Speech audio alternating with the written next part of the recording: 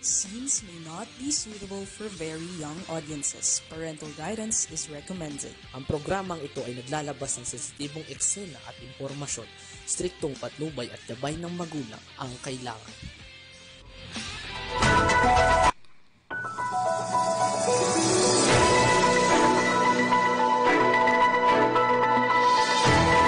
Okay, isang magandang tanghali po sa atin lahat. At syempre din naman tayo sa ating balitang halian. Ito po yung lingkod, Feni Codemus, para sa ating balitang halian. Sa ulo ng ating mga balita, pero bago yan, tingnan muna natin ang ating kakalsadahan sa araw na ito.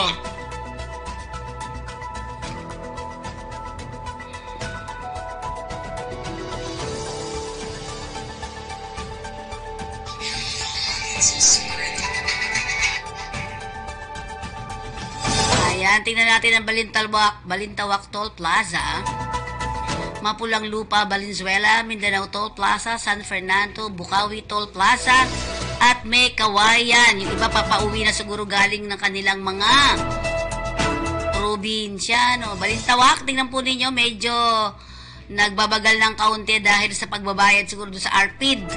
Dumadaan sa ARPID yung mga yan. Mindanao Toll Plaza, mga truck po ang nakikita nyo ngayon na medyo umihigpit na po ang daloy ng trapiko. Pa-north ito eh. Yan. Okay. So, sa ulo ng ating mga balita,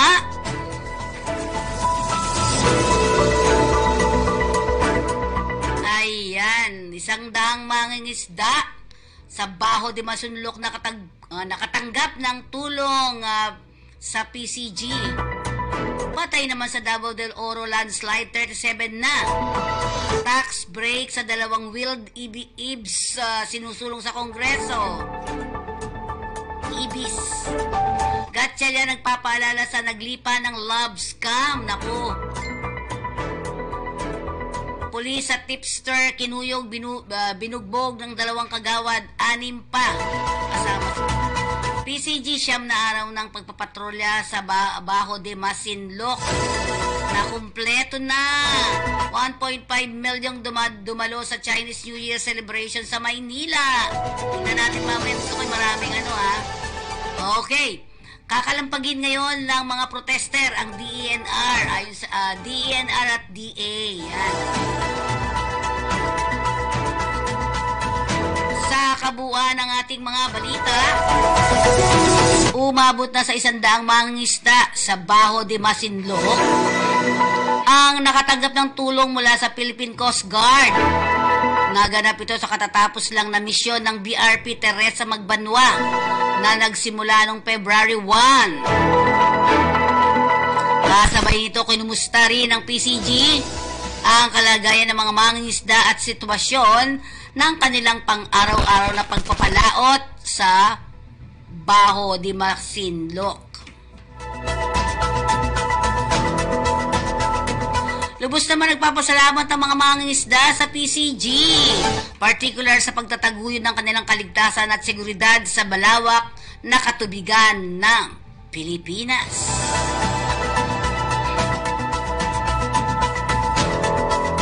Pumalo na sa 37 katao ang bilang ng nasawi sa landslide sa barangay Masara, Davao de Oro. Nabatid kay Davao de Oro Governor Dorothy Gonzaga. Bukod sa mga nasawi ay 63 pang nawawala hanggang kahapon.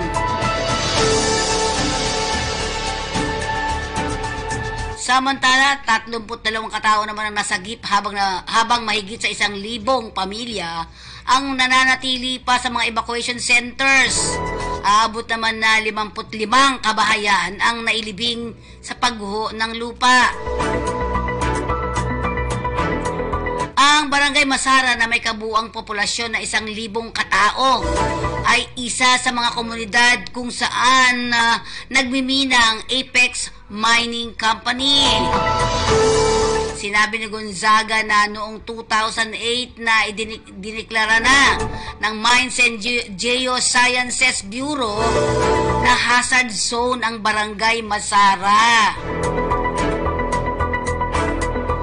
pero marami pa rin ang pamilyang nanirahan dito kaya takdang ipatupad na ang no-build zone sa naturang lugar.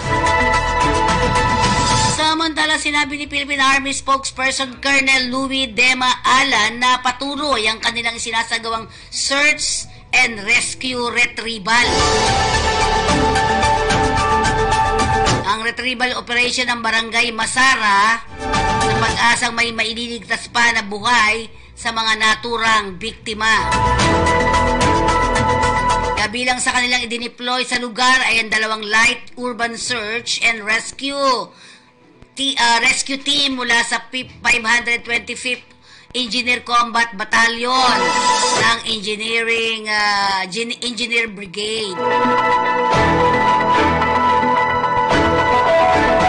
Atin mo nang pakinggan ang report sa sa labas ng ating studio. Katotong, July. Yes, Tita Pe, no, napakalungkot pa rin yung kasaysayan ni Jade Castro. Na kung saan talagang inaakusahan pa rin sila sa isang sa mga sumunog, no, ng modernized jeep, yung minibus, yan sa may Tanawan, Batangas. Ayon pa rin kay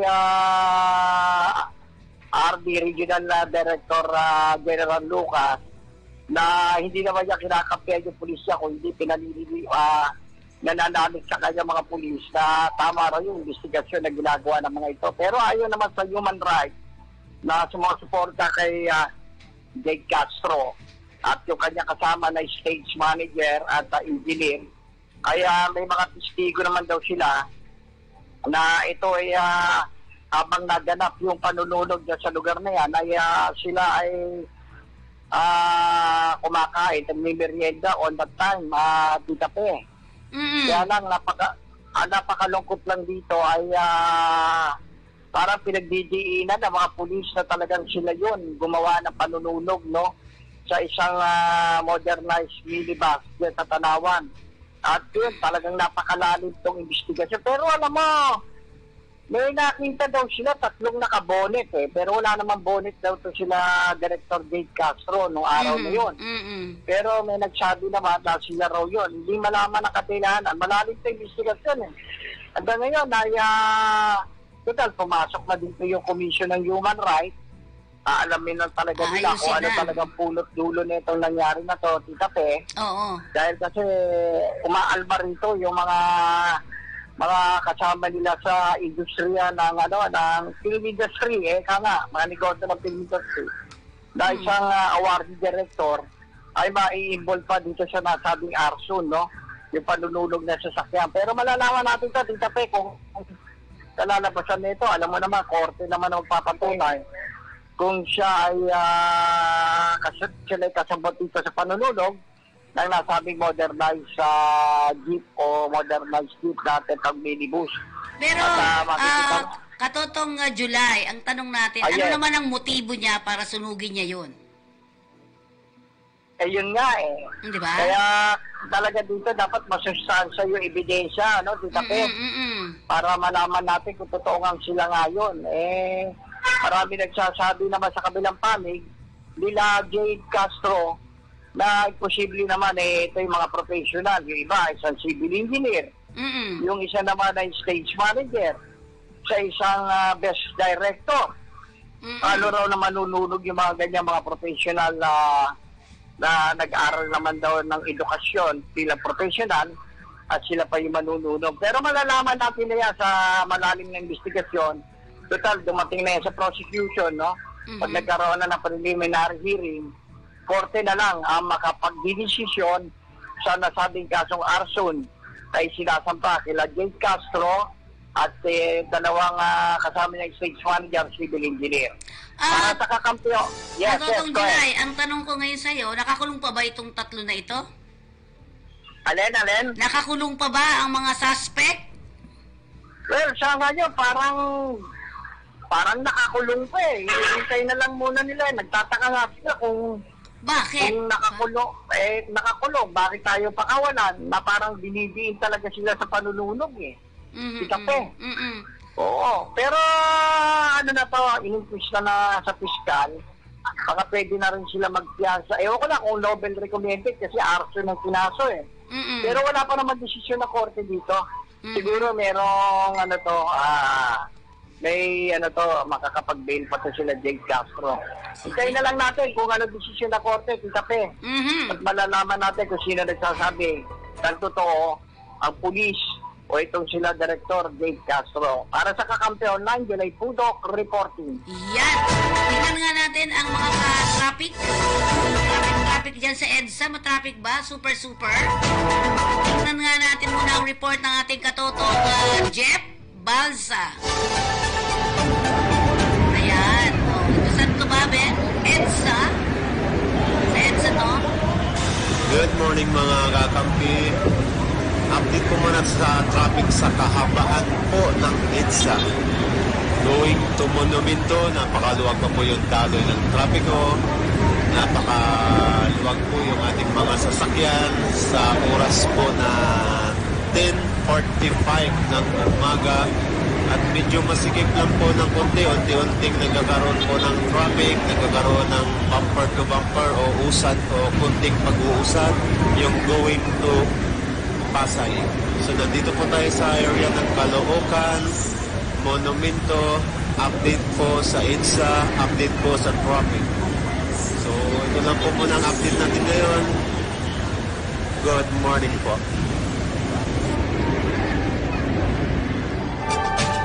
Okay, balik tayo sa ating pwesto tuloy sa ating balita. Nakakuha ng suporta sa Kongreso ang pagkakaloob ng tax break sa two-wheeled electric vehicles. Yung pala EBE.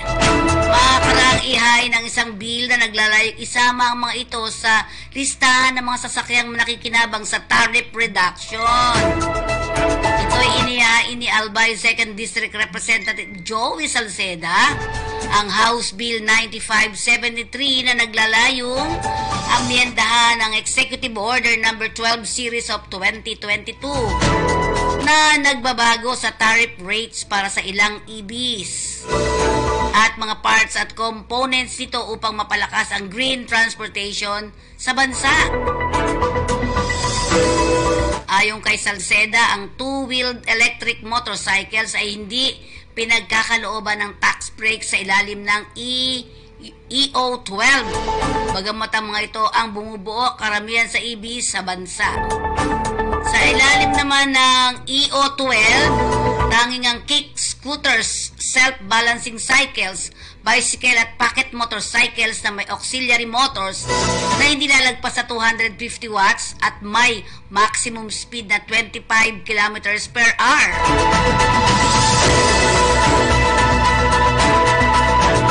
Ang may zero import duties, samantalang electric motorcycles ay pinapatawan pa rin ng 30% tariff rate. Sinabi rin ng mambabatas na ang e-motorcycles ay hindi binigyang tamang pagtrato dahil ang mga ito ang pinakamurang uri ng EVs at madaling gamitin at hindi ito magkakasama ng mga ito sa counterproductive pagdating ng paglutas sa congestion. At hindi pagkakasama ng e-motorcycles sa listahan ng EVs na pinagkakalooban ng tax incentives ay umani ng pagbabatikos mula sa iba't ibang stakeholders ng industriya. Ayon sa mga mobility advocates, business owner at environmentalists, hindi ito makatarungan.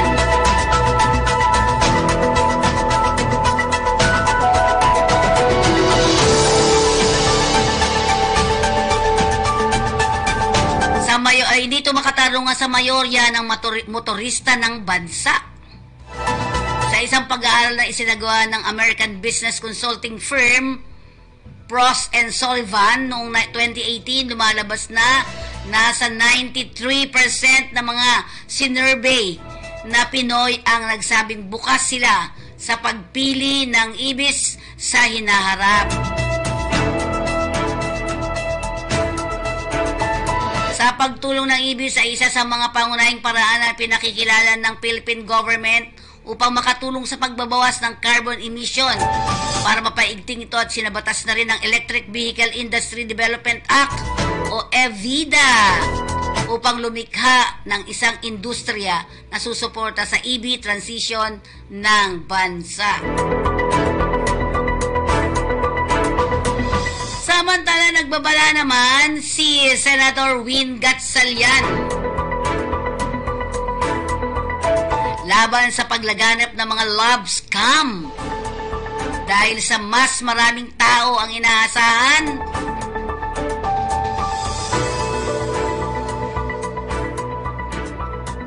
mahanap o sumubok ng online dating sa gitna ng pagdiriwang ng buwan ng pag-ibig. Sa gitna ng lumalawak na digital transaction, ipinaalala ni Gatchalian ang inihain niyang Senate Bill 2407 na kikilala bilang Anti-Financial Account Scamming Act. Layon ng panukalang batas na protektahan ang sistema ng pananalapi ng bansa at tiyakin na ang mga financial accounts at mga may-ari nito ay protektado at hindi naaakit ng mga cyber criminals sa paggawa ng mga illegal na gawain. Sa konteksto ng mga internet love scam, ang scammer ay karaniwang gumagawa ng isang kaakit-akit ngunit peking profile account sa social media upang makuha ang interest ng mga potensyal na biktima. Samantala, karaniwang mabilis ang pag-usad ng relasyon sa pagitan ng scammer at ng biktima nito. Kapag nakuha na ng scammer ang tiwala at kumpiyansa ng biktima, hihingi na ito ng malaking halaga ng pera. Kapag naipadala na ang pera, parang bulang mabilis na naglalaho ang scammer.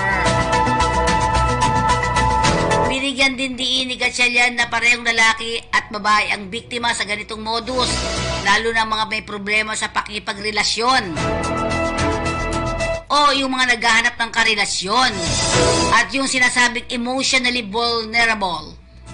Kabilang na dito ang mga may edad na. Ang pambibiktima ay kadalasang nagaganap sa mga dating apps. Ingat-ingat po dating apps o social media. Ang love scam ay isa rin sa mga karaniwang ginagamit ng mga sindikato na nauugnay sa ilang Philippine offshore gaming operators o ng POGOs. Kasama sa mga investment scam ay ang cryptocurrency scam. Naghain na rin si Gatchalian ng panukalang batas na naglalayong parusahan ang mga individual na kusang loob na nagpapahintulot sa kanilang sarili na magamit bilang money mules, mga kataong nakikibahagi sa mga social engineering scam o scheme at iba pang mga papanlinglang na financial scheme, kabilang na ang mga love scam. Ating pakinggan na naman muli ang ulat sa kabilang linya, Katotong July. Yes, Tita Pe, ngayon yung unang salvo, unang registration ng Comelec.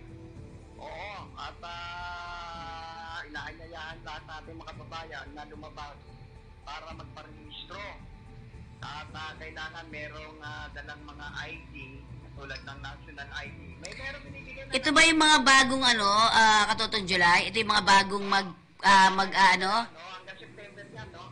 Okay. At lahat ng mga hindi nakapag-register, halimbawa, kung wala kang valid ID, pwede naman humingi ka ng barangay certificate sa barangay.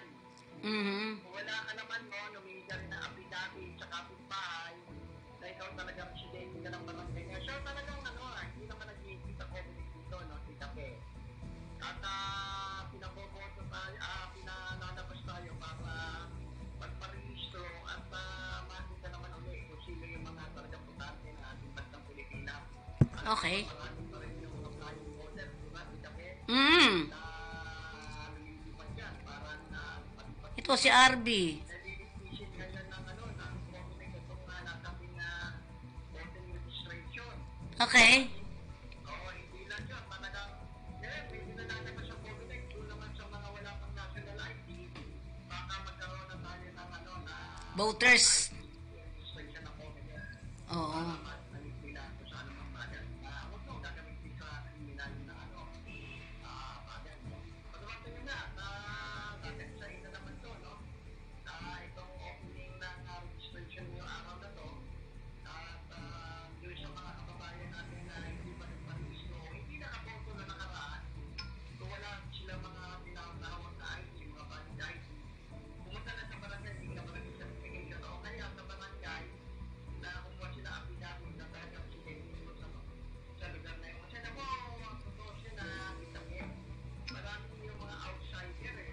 Mm-mm.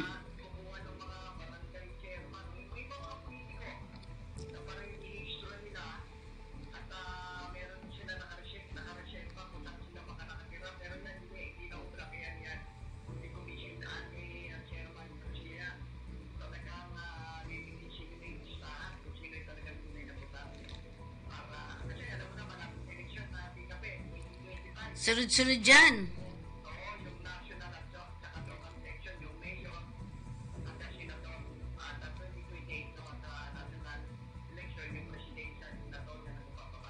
Eh, ang barangay kailan daw?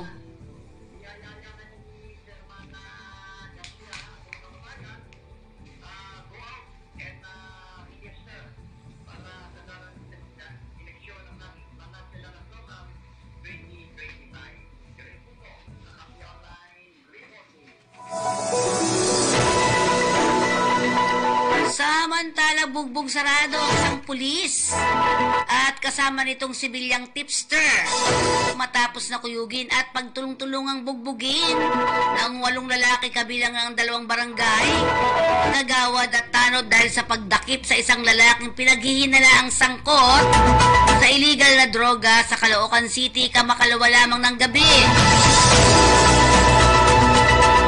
Kinilala ang mga nasugatang biktima na sina Police Corporal Roger Lagarto, nakatalaga sa Caloocan Police Station Drug Enforcement Unit, at sibilyang si Adrian Villagomez, 37 years old ng barangay 18 ng lungsod. Ang 2 biktima ay sinugo at patuloy na ginagamot sa ospital matapos na magtamo ng matitinding sugat sa ulo, muka at buong katawan.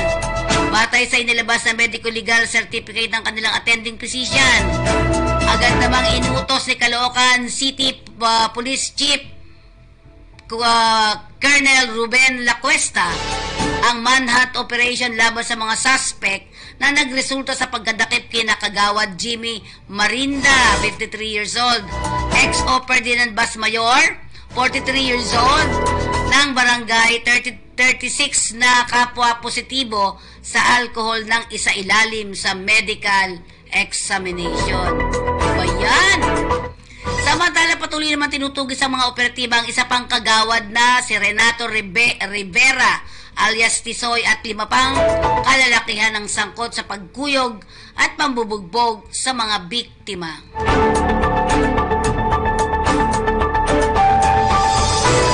Nang dadalhin na sila sa barangay hall ang suspect upang isailalim sa inventaryo ang nakuha sa kanila illegal na droga.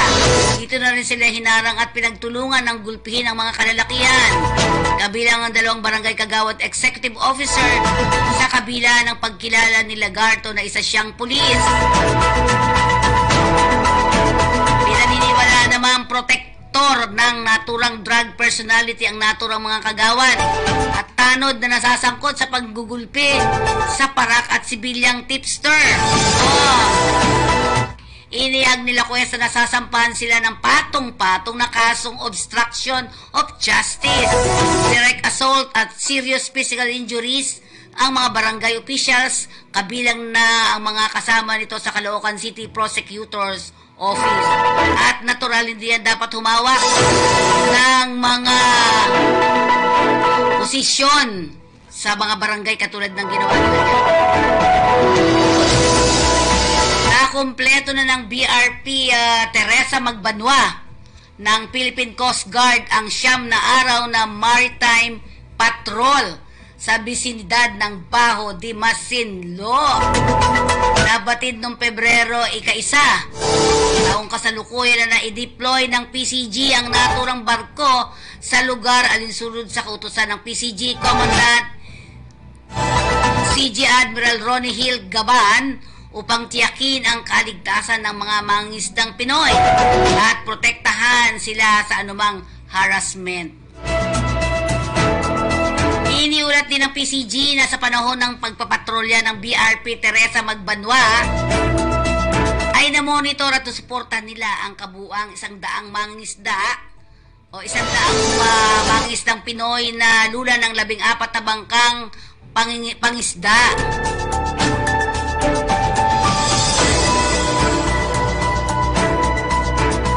At lula nito ng 14 na bangkang pangisda na pagkalooban din sila ng mga ito ng mga food packs at groceries bilang tulong sa kanilang pangingisda sa lugar. Inuulat ng PCG na sa loob ng 9 na araw na pagpapatrolya, aabot sa 4 na Chinese Coast Guard vessel na may bow numbers 3105, 3302, 3063 at 3064 ang kanilang mataan sa Baho de Masinloc. Bukod rito, naobserbahan din umano ng PCG vessel ang presensya ng 4 na Chinese Maritime Militia vessel sa naturang lugar. Tiniyak naman ng PCG sa publiko na mananatili silang nakatuon sa kanilang commitment sa Pangulo at mga mamamayan sa pagtitiyak ng kaligtasan at kapakanan ng mga mangingisdang Pinoy.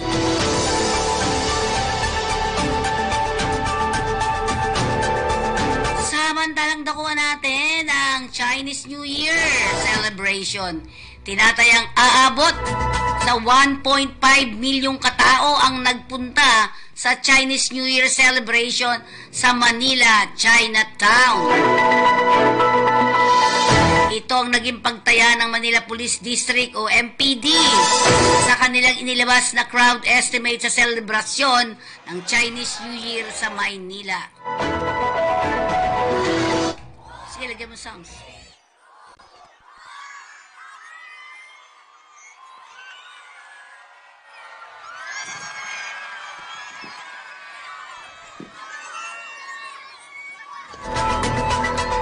Selebrasyon ay pinangunahan ni na Vice Mayor Yul Serbo at City Administrator Bernie ang mga residents, lalo na mga Chinese Filipino communities sa pagsalubong sa Year of the Wood Dragon. Ating gabi ng Pebrero 9 at ang pagdaraos ng Solidarity Parade sa mismong araw ng Chinese New Year, February 10. At ayon kay Ang ay isang malaking tagumpay. Nabatid din na si Ang siyang punong abala sa 2 days festivities.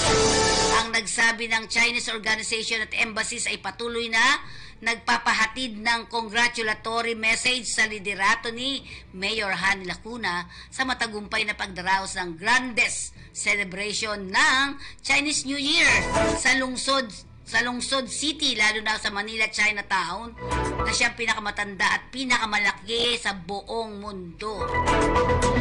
Ang ganda, di ba? Ayon pa kay ang 12-minute musical fireworks display na ginawa sa Chinese-Filipino Friendship Bridge sa kabila ng Jones Bridge na naging viewing deck sa lugar programa matapos ang Chinese New Year countdown ng midnight ng February 9 ay umakit sa mahigit 100,000 katao sa mismong tulay pa lamang ng Esplanade at Riverside. Samantala, nandun din si Congressman Joel Chua, 3rd District ng Manila, Manila Chinatown Cultural Affairs Office, Macau, Head Atiko Wilfred Chua, Will Lord Chua at the Manila Chinatown Development Council. Members of the Filipino-Chinese Youth Business Association headed by President Jackie Chan and founding President Peter Chuang, also the Macau Federation of the Filipino Chinese Chamber of Commerce and Industry, President Cecilio Pedro, and Manila Chinatown Barangay Organization Head Jefferson Lau at iba pa. Ito naman sa pangunan Department of Tourism, Culture and Arts of Manila, Chief Charlie Dungo, pinuno ng iba't ibang departamento ng ahensya at mga tanggapan sa Maynila at City Councilors ay dumalo sa naturang selebrasyon. Sa ginanap naman na Solidarity Parade noong February 10, sinabi ni ang mga tao ay mahigit 1 milyon at matiyagang naghintay sa mga kalye patungong Chinatown mula sa Loton na starting point ng parada at nilahukan ng 30 floats na kumakatawan sa City of Manila at iba pang Chinese-Filipino organization.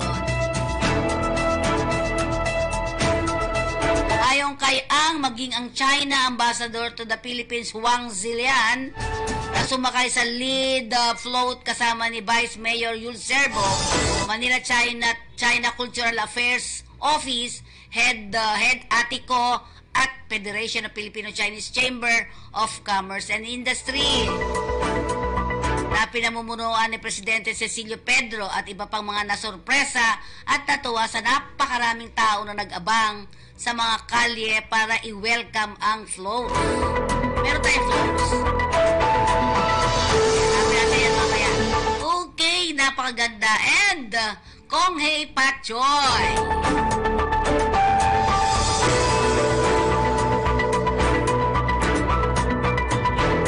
Samantala, dahil sa matinding dilubyo ng landslide na kumitil ng 37 buhay o 37 buhay sa Davao de Oro at matinding inflation sa presyo ng bigas, nakatakdang magdaos ngayong Pebrero, ika-12 ng kilos protesta ang militanteng grupo na pangunguna sa pangunguna ng Gabriela sa tanggapan ng Department of Environment and Natural Resources at Department of Agriculture, DA at DNR po ang pangunguna nito.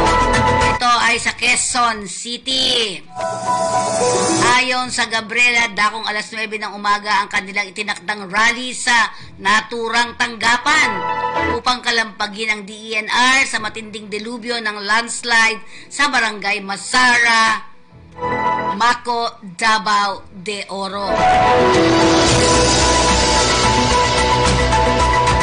Bukod sa Gabriela, kabilang pa sa mga makikisa sa kilos protesta ay ang grupo ng BAI, Indigenous Women's Network at Amihan National Federation of Peasant Women.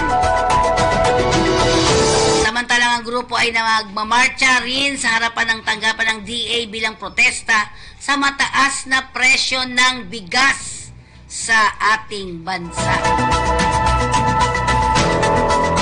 Ayon sa Gabriela ng Philippine Statistics Authority o PISA, na mismo ang nagulat sa pagsarili ng presyo ng bigas nitong Enero ay pinakamataas sa inflation rate ng nagdaang buwan.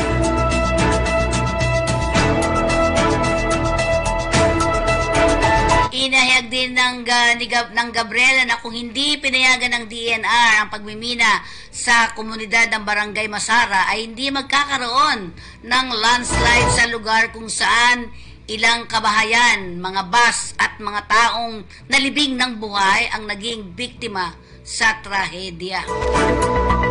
Idinagdag pa ng grupo na masyadong mataas pa rin ang presyo ng bigas at hindi pa abot ang pangako ng administrasyon sa 20 pesos kada kilo ng hapagkainan ng pamilyang Pinoy. Yan ang kabuuan ng ating mga balita. Mag-weather update muna po ulit tayo.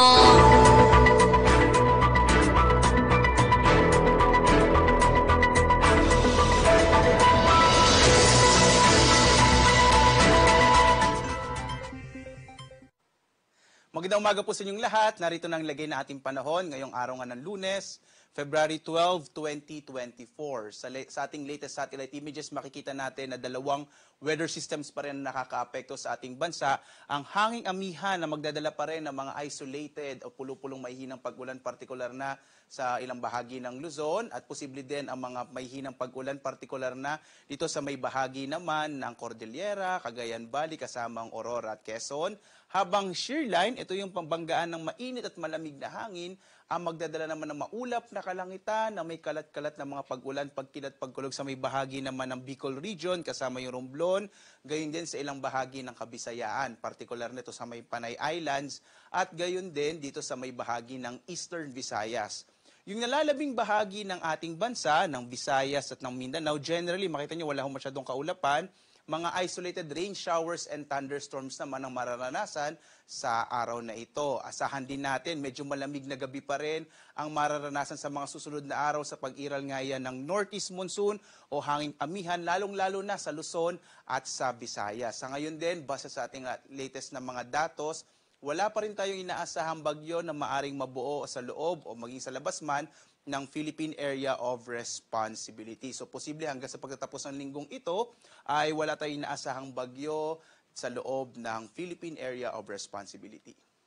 Tingnan natin magiging lagay ng panahon dito sa Luzon. Inaasahan nga natin na dulot ng northeast monsoon o hanging amihan, posible pa rin yung mahihinang pag-ulan at maulap na kalangitan dito sa rehiyon ng Cordillera, kasama yung Cagayan Valley, gayon din sa mga lalawigan ng Aurora at ng Quezon. Sa pag-iral naman ng shear line, inaasahan natin ang maulap na kalangitan na may kalat-kalat na mga pag-ulan, pagkilat, pagkulog sa may dito, sa may bahagi naman ng Bicol Region, kasama itong bahagi ng Romblon. Sa nalabing bahagi ng Luzon, sa Ilocos Region, Central Luzon, Calabarzon, Mimaropa, at sa may bahagi ng Kamaynilaan, asahan natin yung mga isolated, mga light rains o pulupulong mahihinang pag-ulan na dulot nga ito ng hanging amihan. Medyo malamig na gabi ang ating inaasahan kung saan yung agwat ng temperatura sa lawag na sa 20 to 30 degrees Celsius, sa Tuguegarao 19 to 29 degrees Celsius, sa Baguio 12 to 21 degrees Celsius, sa Kamaynilaan mula 22 to 31 degrees Celsius, sa Tagaytay hanggang 29 degrees Celsius, habang sa Legazpi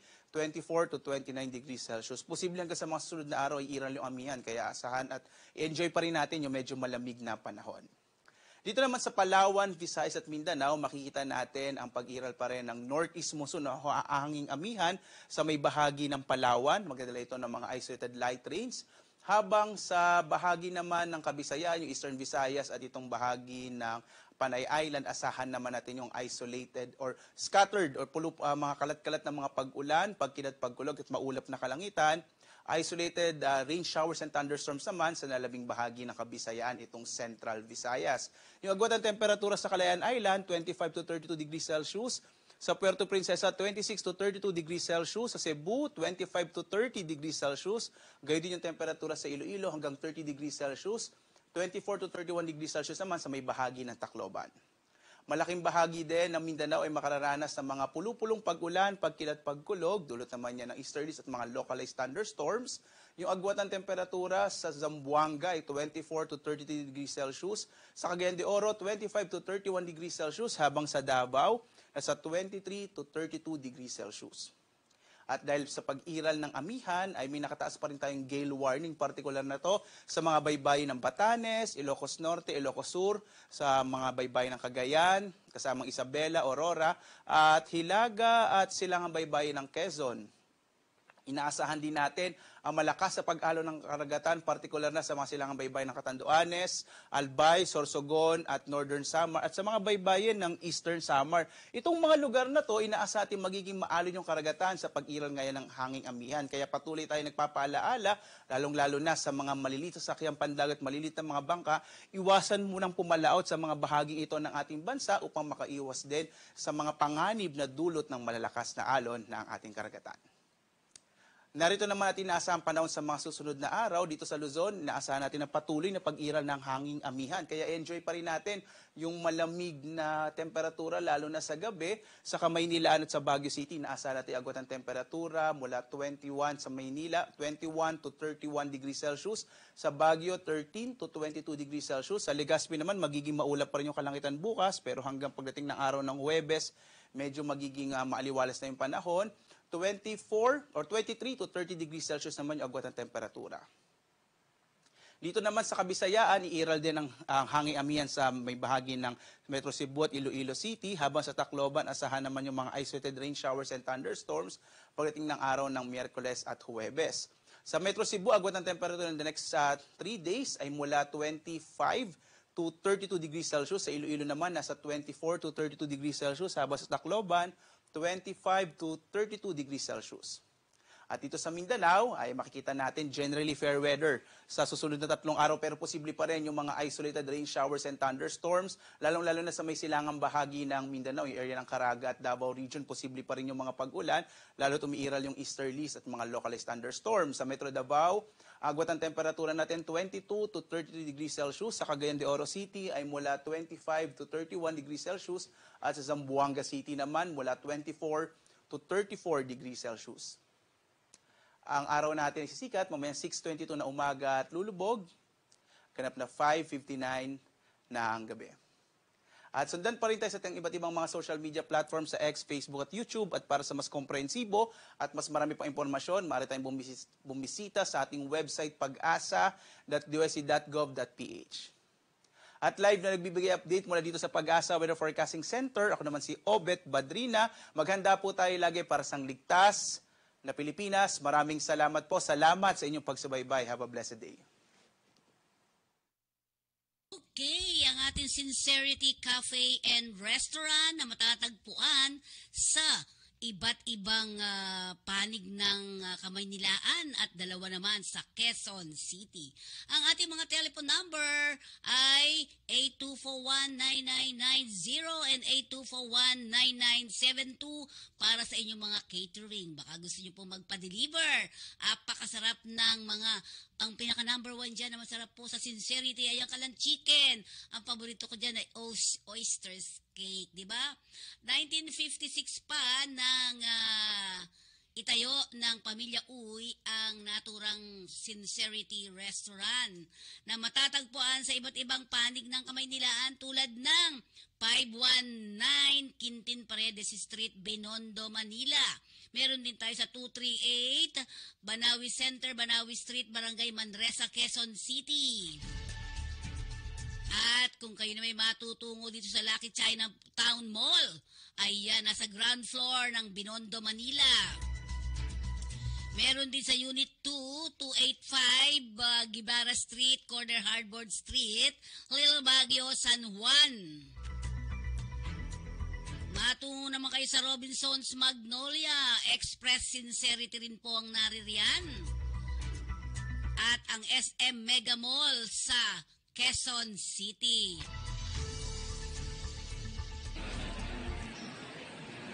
Is it yummy? Yes. Yes. Sincerity. Ito.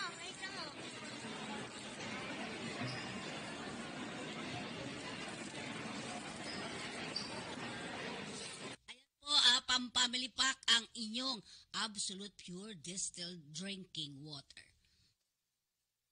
I love this water.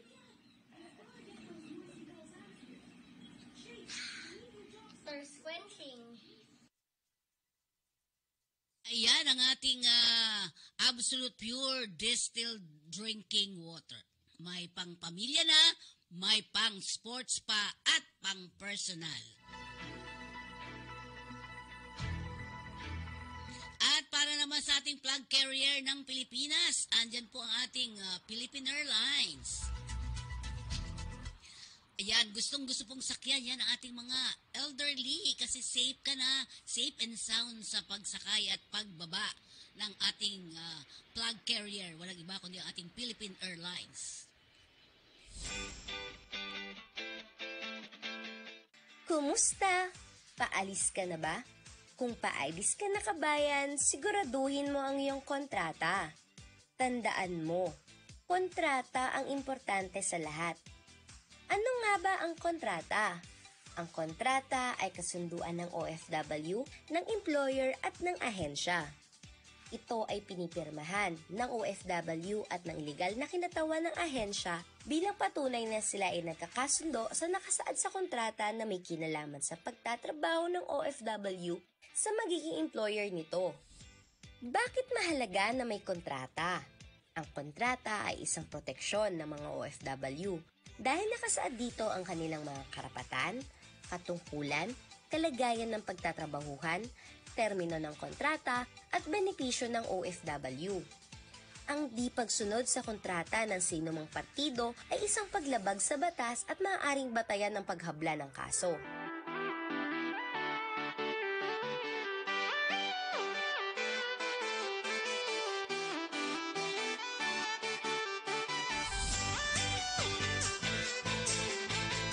O ano kabayan?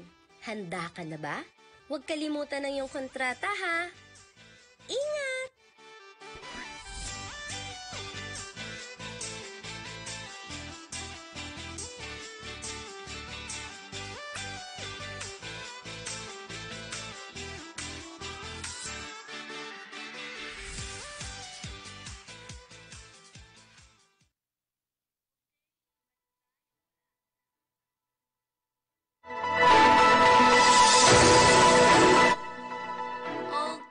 Tingnan po rin po natin ating kakalsadahan ngayon. Medyo maluwag lahat, di ba? Pero na lang dito sa Mindanao Toll Plaza na kung saan ay nag-build up na po ng trapiko dyan pa northbound. Kasi yan mga nagbabayad sa Toll Plaza, kaya gano'n.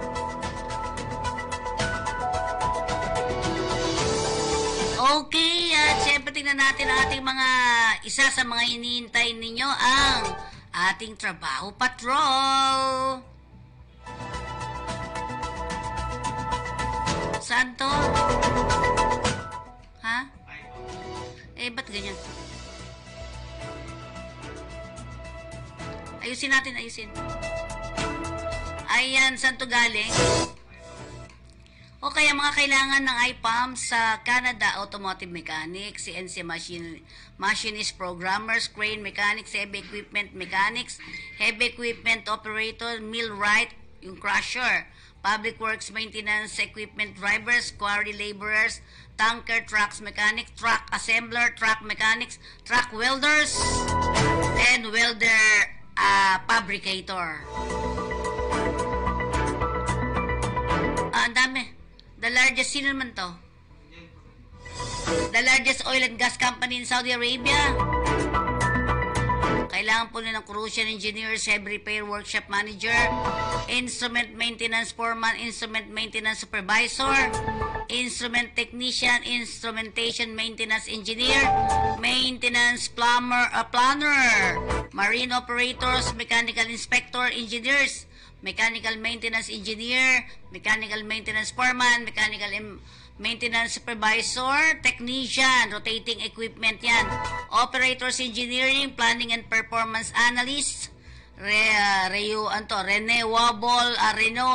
power engineering, terminal harbor pilot and transformer engineers.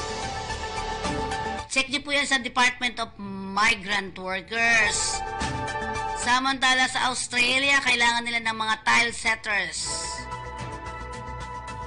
Sa Belgium, kailangan nila ng site managers. Sa Czech Republic, kailangan nila ng aircraft sheet metal workers. Sa Pilipinas, kailangan din nila ng accountants, commissioning, electrical engineers, engineers po, sales engineers, SCADA engineers. Samantalang Qatar, kailangan nila ng female assistant restaurant managers, female restaurant managers, female restaurant supervisor. Okay, next natin. At siyempre din ang ating Delta Beer Overseas Job Placement and General Services Incorporated. Ito'y nasa Pasay Unit 2D, 2nd floor, Miramonte Building, 53 Senator Hill Puyat Avenue, corner Ross Boulevard, Pasay City. Ang landmark, Camel Appliance, Buendia, Pasay. City next to Shell Gas Station, Buendia. The owner, Margie Socorro Sacote. Number, positive 639-276-787454.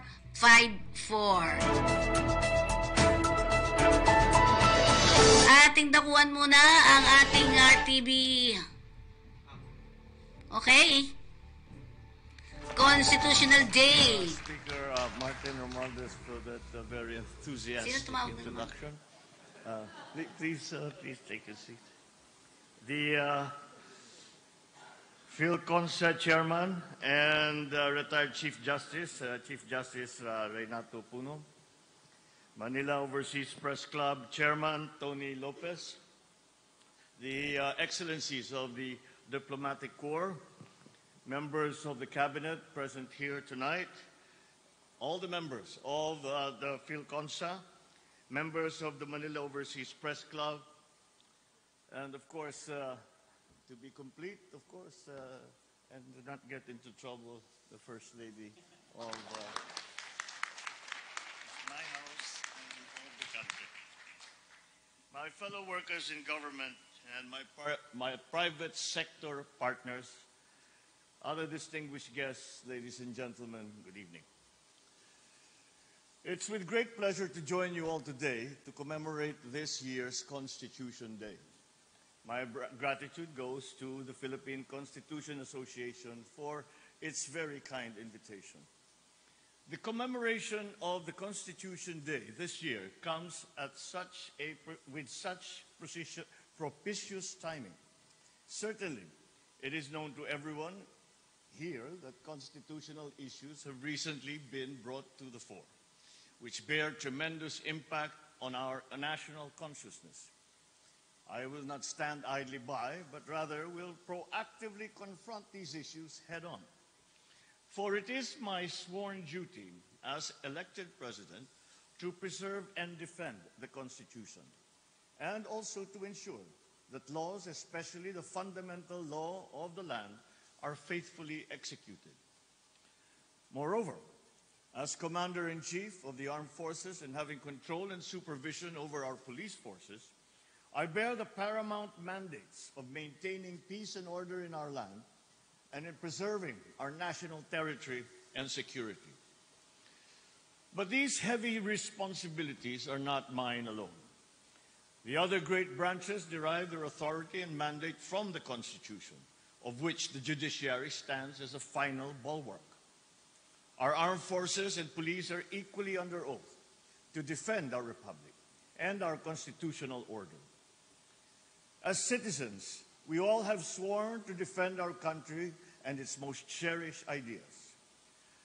Lahat tayo ay nanumpa sa watawat ng Pilipinas at sa bansang kanyang sinasagisan. Nanumpa rin tayo na ating tutuparin ang mga tungkulin ng mamamayang makabayan. As members of PhilConsa, you have distinctly sworn to defend, protect, and preserve the Constitution.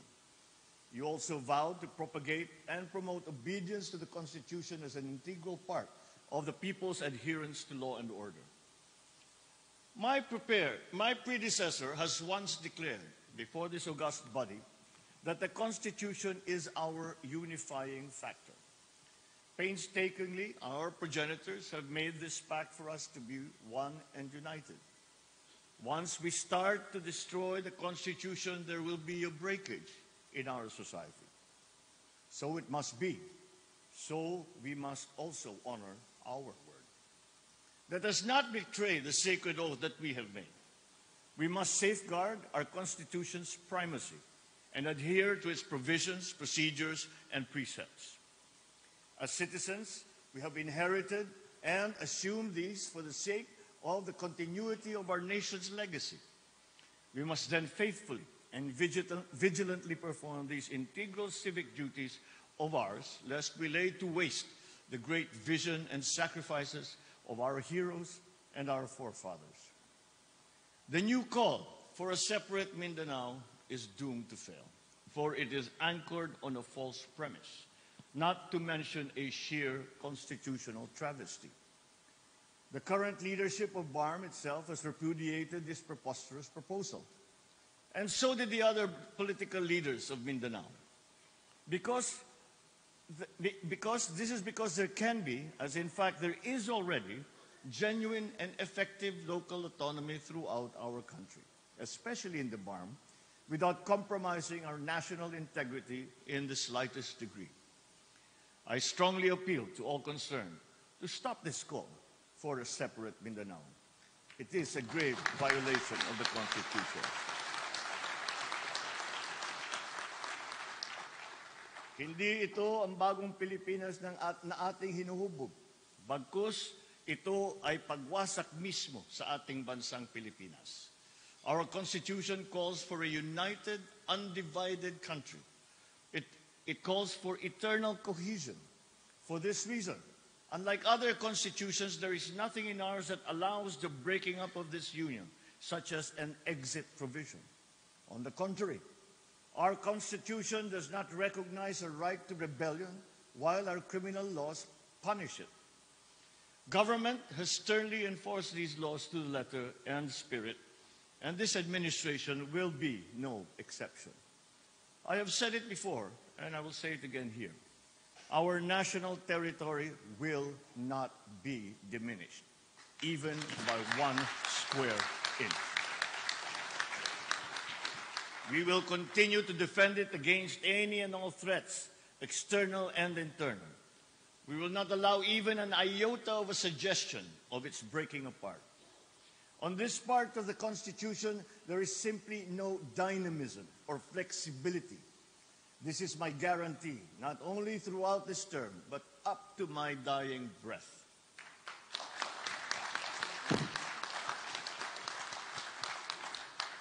Fittingly, as I said 2 weeks ago during the 125th anniversary of the establishment of the First Republic, a divided republic cannot prosper.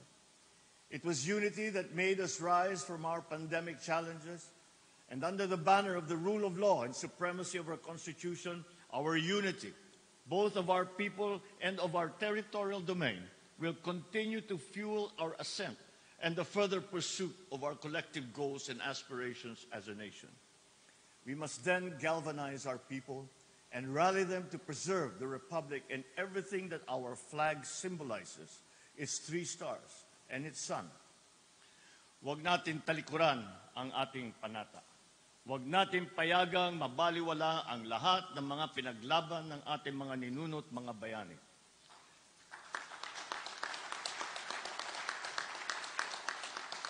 Our country's economic well-being is a distinctly important concern. Many sectors of society, particularly business, have pointed to certain economic provisions in the Constitution that inhibit our growth momentum. Anchored on these restricted provisions, there are laws that prohibit certain kinds of foreign investment and thus limit our economic potential and our global competitiveness.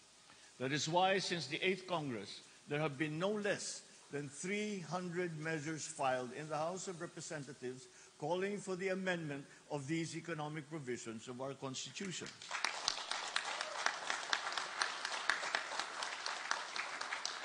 And we must allow this healthy and democratic debate to rage on, engaging and informing the minds of our citizenry, especially since the socio-economic development of our country is directly involved. I will neither hinder this dialogue nor encroach on the prerogatives of Congress and the sovereign will of the Filipino people. Our bicameral Congress and our built-in system of checks and balances are wonders to behold. We must allow our democratic institutions and their mechanisms made possible by our constitutional order to take their natural course. I want to make it clear, this administration's position in introducing reforms to our Constitution extend to economic matters alone, or those strategically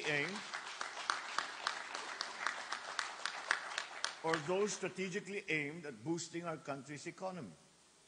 Nothing more. In any event, this administration is going to push hard to attract more foreign investments to significantly help us achieve our ambition of upper middle class status by 2025. Despite nearly 16% decrement in our net foreign direct investment inflows, our economy continues to grow and is expected to grow further by between 6.5% to 7.5% in this year, 2024. Over the decades, PhilConsa has stood witness to 2 constitutional changes and countless constitutional issues. Dutifully, you have proven yourselves to be a proactive witness and defender of our constitutions, past and present. It is once again being called upon for its role as a Constitution's vanguard. So I call to you, join me, your President, and your legitimate civilian government at the forefront in defending the sanctity of the Constitution, the territorial integrity of our country, and the sovereign will of the Filipino people. Rest assured, as President of our great republic, I will continue to live up to the recognition that you have bestowed upon me almost a decade ago as a great protector of the Constitution. Mabuhay ang ating saligang batas. Mabuhay ang iisa at nagkakaisang bagong Pilipinas. Maraming salamat po at magandang gabi po sa inyo lahat. Okay, nako yun ha. So, ito po yung lingkod sa Nicodemus para sa ating Balitang Halian. See you po tomorrow.